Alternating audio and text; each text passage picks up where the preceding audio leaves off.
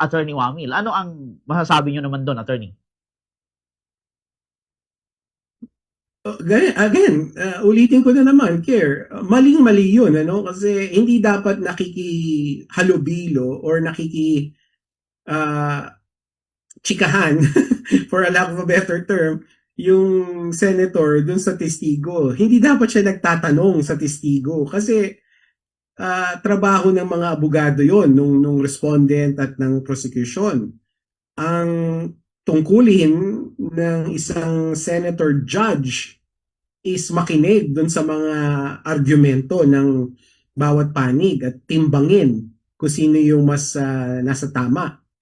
So yung ginawa ni Senator Marcos and the rest of them, hindi lang naman siya, is naghahanap sila ng ebidensya nila. Naghahanap sila ng ebidensya para sa kanila, para sa gusto nilang mangyari. Which is wrong. Again, mali.